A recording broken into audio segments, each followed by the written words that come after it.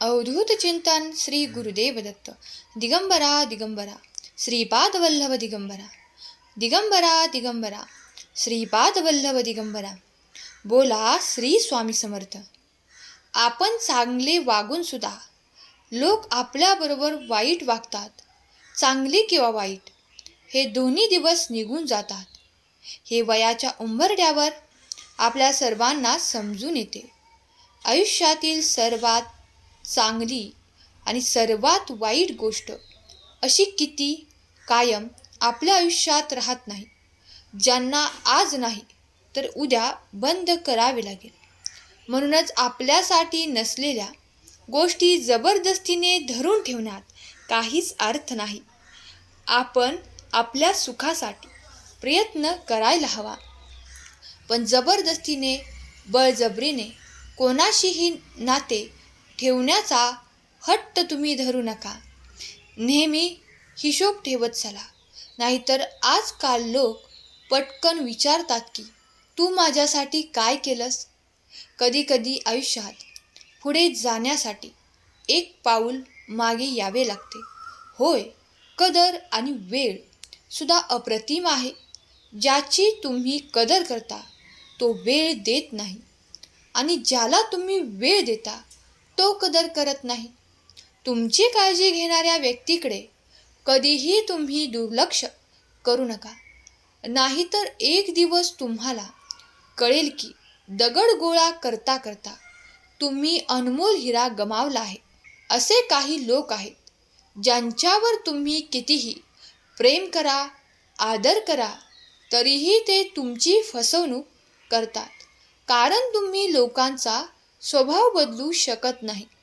त्यासाठी तुम्ही स्वतः बदला, स्वतःला सांभाळून घ्या. जर कोणाला तुमच्यासोबत राहायचं नसेल तर त्यांना तुम्ही मुक्त करा. बाळा, सुखाचा कोणताही निश्चित मार्ग नाही.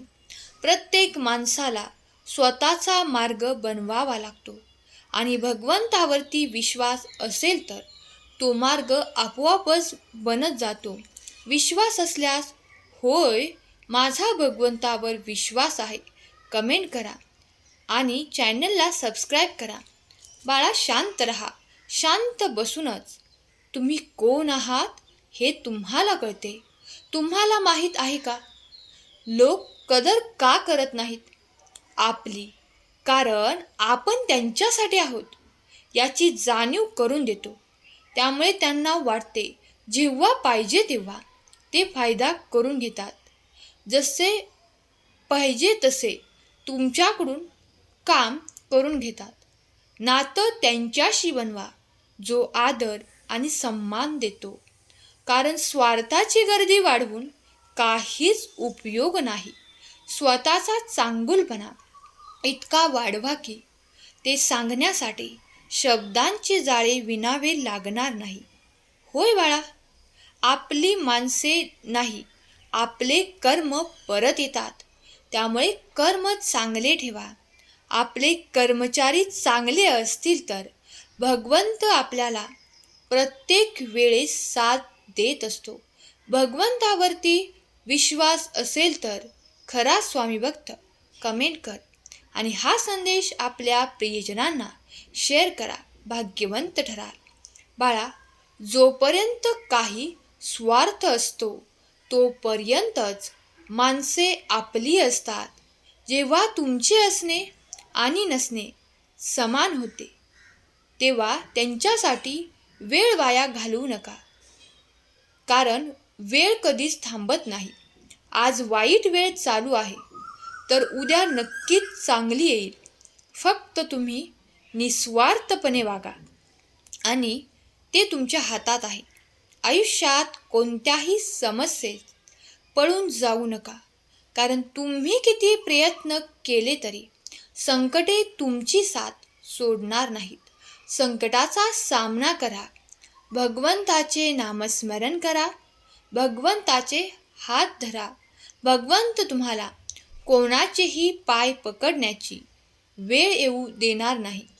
भगवंतावरती हा विश्वास असेल तर खरा स्वामी भक्त टाईप करा. आणि हा संदेश तुम्ही शेवटपर्यंत ऐका. माझ्या बाळा, तू तुझ्या संघर्षाचा सामना कितीतरी अधिक पटीने करू शकशील, कारण तू जेव्हा हा संदेश पूर्ण ऐकशील तेव्हा तुला जाणवेल की ईश्वर परमेश्वर प्रत्येक वेळेला तुझ्यासाठी, तुझ्यासोबत आणि तुझ्या कल्याणासाठी हजर असतात. तुझ्यावर मोठे संकट आले आहे, जसे तुला वाटत आहे त्यावेळी तू ईश्वराचा धावा कर, नामस्मरण कर. जेव्हा तू नामस्मरण मनापासून करतोस तेव्हा ईश्वरसुद्धा तुझ्यासाठी तुझ्याकडे धावत येतात. तुझ्या संकटांचा नाश सुद्धा ते करतात. तेव्हा तू आपल्या भगवंतावरती विश्वास ठेव आणि तुझे कर्म तू करत राहा. होय बाळा, तुझ्या मार्गात जेव्हा तुला अडथळे वाटत होते तेव्हा तू आमचे नामस्मरण कर. बाळा, जिथे विश्वास आहे तिथे देव येतात, तेथील संकटे सुद्धा पळून जातात. बाळा, देवाची शक्ती अफाट आहे. तू आज या देवाच्या शक्तीला अनुभवशील, कारण यावेळेस तू भक्ती तितका रंगला आहेस तेव्हा तुझे नामस्मरण खूप वाढले आहे आणि तुझा माझ्यावरती विश्वास आहे.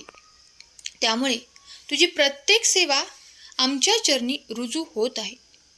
आता तुझी सर्व काळजी आमच्यावरती सोडून दे. तुझे सर्व संकल्प आता पूर्णत्वास जाणार आहेत. होय बाळा, आमचा तुला आशीर्वाद आहे, कारण तू आमचा सच्चा भक्त आहेस. जर तुमच्या देवावर विश्वास असेल तर मी स्वामी भक्त असे टाईप करा. बाळा, कितीही काळजी केली तरी होणारी गोष्ट होतच असते. तू खूप काळ कठीण घालवला आहेस, त्याही वेळेला मी तुझ्यासोबतच होतो. तुझ्या कर्माचे भोग सरल्याशिवाय आयुष्य पुढे जाणार नाही. त्यामुळे कठीण काळातही, त्या प्रसंगातही मी तुझी साथ दिली आहे. बाळा, तेव्हाच तू आता इथपर्यंत आलेला आहेस.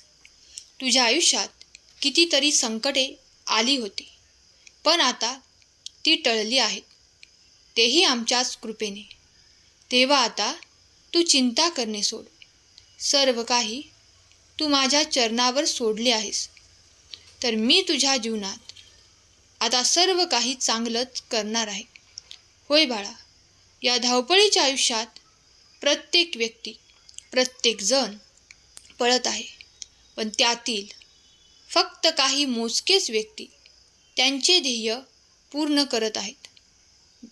ते जास्त लोकांपर्यंत पोहोचतच आहे.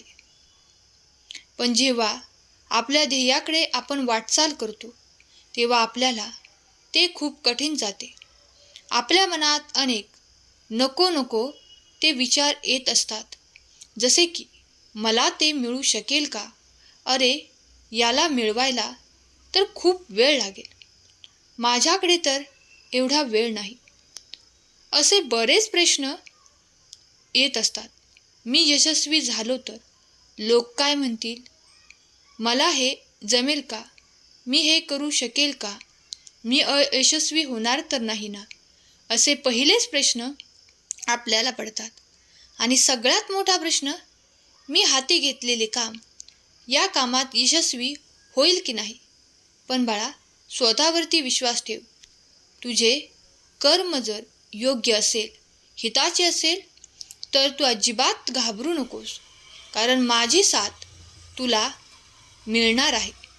तू आमचा प्रिय भक्त आहेस आणि आम्ही तुझ्यावर खूप प्रेम करतो. आमच्यावर तुझा पूर्ण विश्वास असू दे.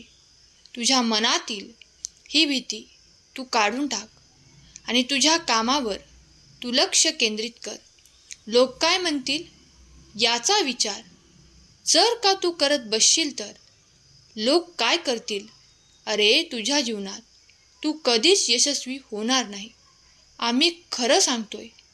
लोकांकडे पूर्णतः दुर्लक्ष करून तू आपल्या ध्येयावर फोकस कर. मन लावून जिद्दीने तू प्रयत्न कर आणि हाती घेतलेले काम तू कर. बघ, तुला वाटत असलेली भीती निघून जाईल आणि तू तुझ्या आयुष्यात यशस्वी सुद्धा होशील. तुझे आयुष्य तू सुखकर बनवू शकतोस.